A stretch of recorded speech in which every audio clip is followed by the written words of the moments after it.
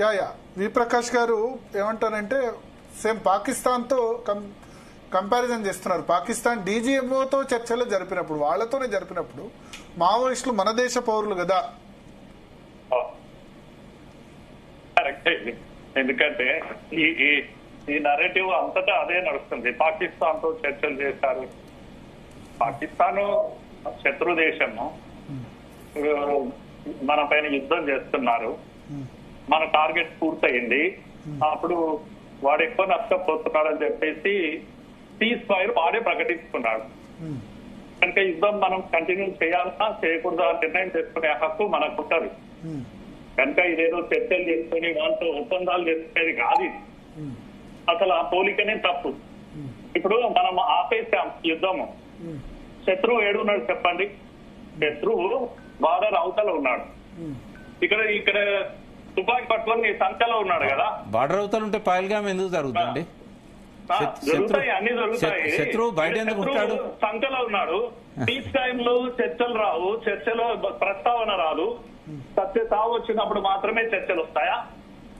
అందరు కూడా ఈ సోకాల్ అర్బన్ నక్సలైట్స్ అంతా కూడా 10 సంవత్సరాల నుంచి ఏం చేస్తున్నారు? ప్రభుత్వంతో మాట్లాడి ఇదే కాంగ్రెస్ ప్రభుత్వం బ్యాన్ పెట్టింది. ఈ కాంగ్రెస్ తో చర్చలు చేసింది అయిపోయిందే కదా. ఇప్పుడు ఎందుకు వచ్చింది చర్చల ప్రస్తావన? ఎప్పుడో ఒకసారి వస్తారు. ఎప్పుడు వచ్చినా కూడా చర్చలు చేయడం తప్పలేదు. చర్చలు చేయడం తప్పు కాదు, కానీ ఎప్పుడు అంతమవుతున్నప్పుడు కనుక అందరు తుపాకులు పారేస్తే శాంతి నెలకొంటుంది. నా పాయింట్ ఏంటంటే, మీరు ఇది చట్టబద్ధమైన పని. మావోవాదం అనేది చట్టబద్ధమైన పని. రాజ్యాంగం గురించి నీతులు చెప్పే వాళ్ళందరూ కూడా మావో చట్టబద్ధమైంది, రాజ్యాంగబద్ధమైంది, చాలా అవసరం ఈ దేశానికి అని చెప్తే అదే నప్పాం అందరం కలిసి. ఈ రాజ్యాంగం ఎందుకు పర్లేదు ఎందుకు? నా ప్రశ్న అర్థం. కనుక మావోవాదం పోవాలి అనన్నా చెప్పాలి, మావోవాదం ఉండాలన్నానే చెప్పాలి. ఏదో ఒకటి చెప్పాలి.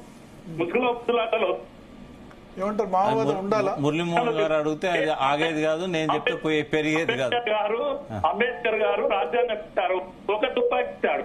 2 తుపాకులు నడుస్తాయా దేశంలో? ఒకే దేశంలో ఇప్పుడు ఒకటండి, రాజ్యాంగం అన్నాడు. వాళ్ళ నక్సలిజం ఆగాలంటే వీళ్ళ దోపిడీ పద్ధతులు ఆగాలి. ఇప్పుడు అది ఎవరికి కొమ్ము కాస్తున్నారు? వేదాంత మొన్న 21,000 ఆగండి 21,000 కోట్లు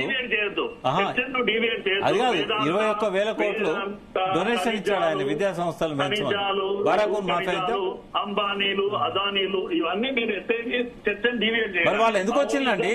వాళ్ళు ఎందుకు నక్సల్స్ వచ్చిందే అందుకు. దేశానికి అవసరమా? నేను అనేది ఏంటంటే ఈ దోపిడీకి వ్యతిరేకంగా ప్రజాస్వామ్యం వద్దు, మావోయిజాన్ని తీసుకుందాం అందరం కలిసి.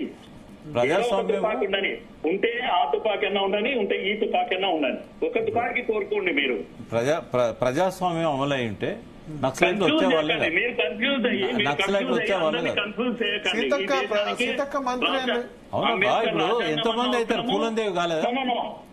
పూలందేవి మంత్రి కాలేదా? చెంబల్ల వాళ్ళతో చర్చలు జరిపి అందుకే వాళ్ళకి అవకాశం ఇవ్వాలి కదా. కనుక సీతక్క కాలేదా?